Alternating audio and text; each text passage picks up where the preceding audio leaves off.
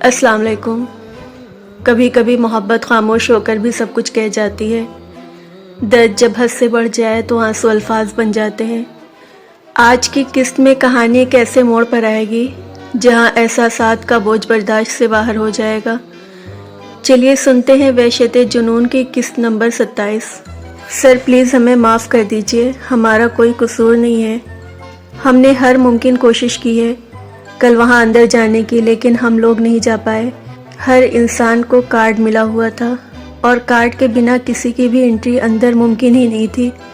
ہم نے بہت کوشش کی ہم کسی طرح اندر داخل ہو جائیں، لیکن ایسا ممکن ہی نہ ہو سکا۔ ہماری ساری کوشش دھری کی دھری رہ گئی۔ وہ آدمی بہت تیز ہے سر، ہم نے اسے معمولی سمجھ کر بہت بڑی غلطی کی ہے۔ اس کا دماغ بہت تیز چلتا ہے، وہ کوئی عام آدمی نہیں ہے بلکہ سیاست کا جیتا جاگتا نام ہے۔ اس نے بہت ہی اسٹرانگ سیکورٹی رکھی ہوئی ہے، وہ کسی بھی طرح کوئی غلطی نہیں کر رہا جس کے بنا پر ہم اس پر حملہ کر سکیں۔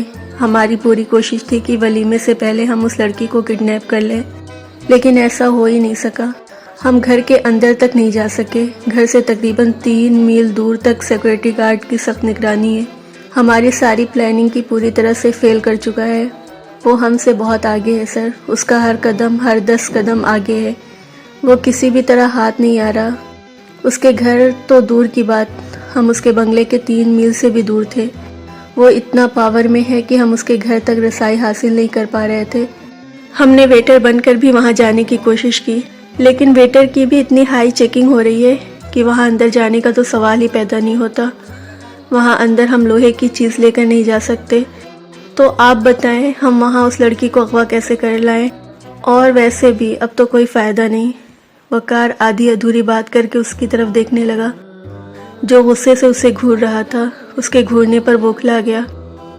سر میرا مطلب ہے آپ کو ان ٹچ لڑکی چاہیے۔ تو اب وہ اس کی بیوی ہے۔ تو اس نے کہا تو تھا کہ وہ اپنی بیوی کو خود پر حلال کر کے ولیمہ۔ چٹاخ!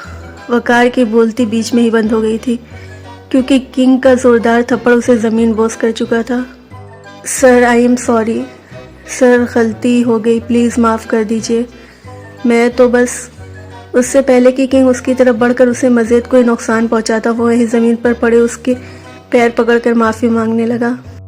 وہ اس کا سب سے خاص آدمی تھا، اسے معاف کرنا اس کی مجبوری تھی، لیکن اتنی آسانی سے وہ معاف کرنے کا ارادہ نہیں رکھتا تھا۔ وہ اس کا گریبان پکڑ کر اسے اپنے سامنے کھڑا کر چکا تھا۔ وقار تم میرا مذاق اڑا رہے ہو؟ تمہیں لگتا ہے کہ میں اس لڑکی سے ہار گیا؟ اس کل کے لڑکے سے جو مجھے اپنی سیاست کا پاور دکھا رہا ہے؟ کون ہوں میں؟ انڈر ورلڈ کا سب سے خطرناک مجرم، سب سے خطرناک۔ انڈر ورلڈ کا ایک ایک آدمی کانپتا ہے میرے نام پر۔ تمہیں لگتا ہے میں اتنی آسانی سے اس لڑکی کو چھوڑ دوں گا؟ اس لڑکی پر میرا دل آیا ہے وقار۔ اس ایام سکندر نے مجھے اس کے لیے تڑپایا، اس نے مجھے چیلنج کیا، اس نے اس لڑکی کے ساتھ رشتہ بنایا جو مجھے چاہیے تھی، اور تمہیں لگتا ہے کہ میں اسے اتنی آسانی سے چھوڑوں گا؟ نہیں وقار، میں اسے بتاؤں گا کہ کون ہوں میں اسے بتاؤں گا کہ اس نے کس سے پنگا لیا ہے۔ اگر اسے لگتا ہے کہ اس لڑکی کو اپنی بیوی بنا کر اس نے مجھ سے محفوظ کر لیا ہے، یہ صرف اس کی غلط فہمی ہے۔ میں اسے کسی قیمت پر معاف نہیں کروں گا۔ میں اسے بتاؤں گا کہ کنگ آخر چیز کیا ہے۔ کنگ کے ساتھ پنگا لے کر اس نے اپنی زندگی کی سب سے بڑی غلطی کی ہے، بہت بڑی غلطی۔ اس نے اس لڑکی کو اپنی زندگی میں شامل کیا جس کی ایک ایک سانس پر کنگ کا حق تھا۔ وہ میری پسند پر اپنی ملکیت جتا رہا ہے جو میں کبھی ہونے نہیں دوں گا۔ اس لڑکی پر صرف میرا حق ہے، اسے دیکھتے ہی میں اس کا دیوانہ ہو گیا تھا، تو اسے دیکھنے کا حق تو صرف مجھے ہی ہے، وہ صرف میری ہے۔ مجھے اس لڑکی کی خواہش ہے، بلکہ اس لڑکی کے لیے تو میں کچھ بھی کر جاؤں گا۔ اس کی خوبصورتی پر میرا حق ہے، میں اسے کسی کا نہیں ہونے دوں گا۔ ایام سکندر کو لگتا ہے کہ اس نے اس کے ساتھ رشتہ بنا کر اسے مجھ سے چھین لیا، تو ایسا نہیں ہوگا۔ اس لڑکی کو میں ہمیشہ اپنے پاس رکھوں گا، ساری زندگی وہ میری باہوں میں گزارے گی۔ اگر اس لڑکی کے لیے کوئی تڑپے گا تو وہ ایام سکندر ہوگا اور کوئی نہیں۔ میں اس لڑکی کو اپنا بنا کر ہی دم لوں گا، اس پر صرف کنگ کا حق ہوگا۔ تم لوگ نہیں جا سکتے نا اسے لانے کے لیے، تو میں خود ہی لے کر آؤں گا۔ بے شک ایام سکندر نے اسے اپنا لیا، بے شک وہ ایام سکندر کی بیوی بن چکی ہے، لیکن وہ کہلائے گی ہمیشہ کنگ کی۔ मैं उसे छीन लूँगा उससे, उसे मेरी ज़िंदगी में आना होगा। उस पर सिर्फ़ और सिर्फ किंग का हक है। वो गुस्से से उसके मुंह पर दहाड़ता उसे पीछे की तरफ धक्का देते खुद दरवाजे से बाहर निकल गया था, जबकि वक़ार ने गहरा सांस लिया। उसे इस वक्त इस आदमी पर बहुत गुस्सा आ रहा था। एक मासूम सी लड़की जो अपनी ज़िंदगी की एक बेहतरीन शुरुआत कर चुकी थी, आगे बढ़ चुकी थी, उसके बारे में ऐसी सोच रखना। कल तक ये बूढ़ा आदमी सिर्फ उन लड़कियों की ज़िंदगी बर्बाद करता था जो खुद उसके पास आती थी, लेकिन अब उसकी नज़र किसी की इज्जत पर थी। उसने उस लड़की के लिए अपने लिए एक चैलेंज बना लिया था और सिर्फ अब उसको अय्याम सिकंदर से छीनना चाहता था। वलीमा अपने उरूज पर था, हर कोई उसकी पसंद को दाद दे रहा था। उसकी जोड़ी को लोग चांद सूरज की जोड़ी कह रहे थे। वो उसके पास आकर बैठा तो हीर ने नज़र झुका ली। सुबह रूही को दूध देने के बाद वो वापस आया तो उसे सोते हुए पाया था। वो पता नहीं कैसे सो गई थी, हालांकि उसने मना किया था और हीर इंतज़ार भी कर रही थी। लेकिन अचानक ही नींद का आहिस्ता झोंका आया। वो गहरी मीठी नींद में उतरती चली गई। आई एम सॉरी, मैंने सुबह आपका इंतज़ार किया था, लेकिन पता नहीं कैसे मेरी आंख लग गई।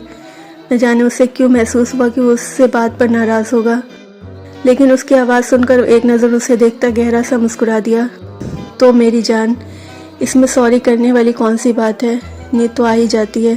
वैसे मैंने तो सुना है नींद पत्थरों पर भी आ जाती है, उसमें सॉरी करने वाला तो कुछ भी नहीं था। वो उसका हाथ अपने हाथ में लेते हुए नरमी से बोला, नहीं, मुझे लगा शायद आप इस बात पर मुझसे नाराज़ होंगे। हीर उसका रात का अंदाज याद करते हुए कहने लगी, वो जो उससे बेरुखी बरतना चाहती थी, उसके साथ इस रिश्ते की शुरुआत ही नहीं करना चाहती थी। इस वक्त उसकी नाराज़गी के डर से परेशान हो रही थी। बेशक चाहे जाने का एहसास से बढ़कर कोई एहसास नहीं होता, और हीर तो कल रात यही एहसास तोहफे में मिला था तोहफे में मिला था। मेरी जान, मैं तुमसे बिल्कुल नाराज़ नहीं हूँ, लेकिन अगर तुम फिर भी मुझे मनाना चाहो तो आज की रात मैं तुम्हें खुद मनाने का पूरा मौका दूंगा। वो दो मानी अंदाज में कहता उसे झेपने पर मजबूर कर गया था, जबकि रूही तो अब तक सुबह से बार बार आकर कभी उससे हक करती तो कभी उससे किस करके मेरी प्यारी मम्मा कहकर चली जाती। यकीनन उसने पहली दफ़ा हीर को इतना तैयार देखा था। वो अपने अंदाज में उसकी तारीफ़ कर रही थी। मुझे भी तुम्हें ऐसे ही हक और किस करके मेरी प्यारी बीवी बोलना है, वो उसके कान में सरगोशी नुमा आवाज़ में बोला। तो हीर ने उसे घूर कर देखा, जबकि अय्याम का जो मानी कह कहा बेसाख्ता था। वो रूही के साथ लेटा उससे बातों में मगन था। जब वो फ्रेश होकर बाहर निकली तो सीधी रूही के कमरे में ही आई थी, जो बेड पर उसके आने का इंतज़ार ही कर रही थी। अय्याम उसकी स्टोरी बुक में स्टोरी देख रहा था जो आज उसने रूही को सुनानी थी, लेकिन रूही को कोई कहानी पसंद ही नहीं आ रही थी। जो भी कहानी उसके सामने करता वो उसे रिजेक्ट कर देती। रूही को आज बाबा जानी की कोई कहानी पसंद नहीं आ रही, उसे रूही की मामा जानी कहानी सुनाएगी। वो स्टोरी बुक उसकी तरफ बढ़ाते हुए खुद आराम से रूही के साथ लेट गया था, जबकि रूही उसका चेहरा देख रही थी जो ना जाने कौन सी कहानी सुनाती।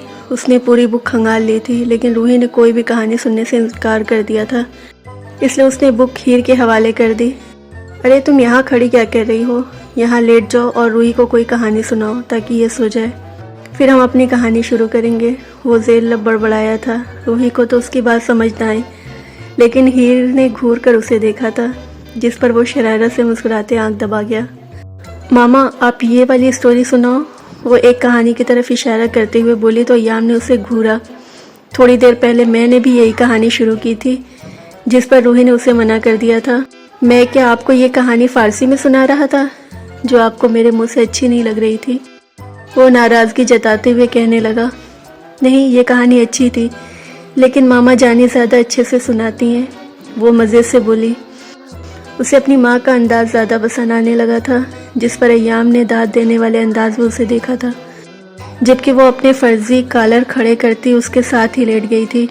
रूही अय्याम के सीने पर लेटी कहानी सुनने में मसरूफ़ थी, जबकि अय्याम का एक हाथ रूही के गर्द था और दूसरे हाथ से वो कभी हीर के गाल खींचता तो कभी उसके बालों में उंगलियां चलाते उसे तंग कर रहा था।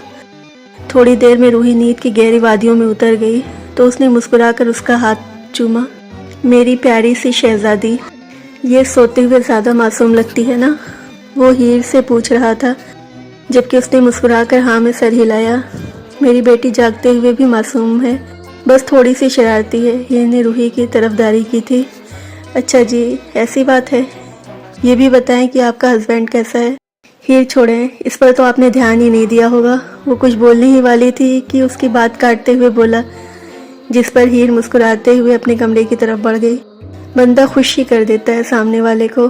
وہ روحی کا دروازہ بند کرتے اس کی طرف بڑھا تھا، جو آئینے کے سامنے کھڑی اپنے بالوں میں کنگھی کرنے کا ارادہ بنا رہی تھی۔ ہمیں نہ جھوٹ بول کر کسی کو خوش نہیں کرنا ہے۔ اس کا حصار اپنے گرد محسوس کرتے اس نے مسکرا کر نگاہیں جھکا لی تھی، جبکہ وہ اس کا رخ اپنی طرف کرتا اپنے روبرو کر چکا تھا۔ چلو مت بولو تم جھوٹ، لیکن مجھے تو سچ بولنے دو۔ اس کا چہرہ اپنے ہاتھوں میں تھامے ہوئے وہ اس کے چہرے پر جھکتے ہوئے بولا۔ کیسا سچ؟ اس سے پہلے کہ وہ اس کے لبوں کو قید کرتا، اس کے سینے پر ہاتھ رکھے پوچھنے لگی، یہی کہ ایام سکندر تمہاری محبت میں پاگل ہے۔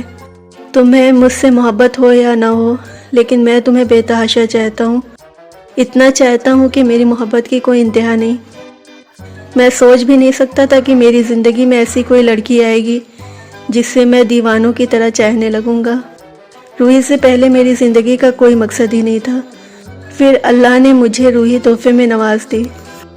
میں سوچ بھی نہیں سکتا تھا کہ میری زندگی میں ایسی کوئی لڑکی آئے گی جس سے میں دیوانوں کی طرح چاہنے لگوں گا۔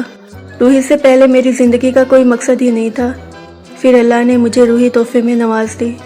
اسے اپنی زندگی میں دیکھ کر میں نے اپنی زندگی کا ایک ہی مقصد بنا لیا کہ میں اس کی پرورش کروں، اس کا خیال رکھوں۔ اس سے محبت کرنا میری زندگی کا مقصد بن گیا تھا۔ لیکن جب سے تم میری زندگی میں آئی ہو، میری زندگی میں ایک نہیں بلکہ دو وجہ ہیں جینے کی، ایک روحی اور ایک تم۔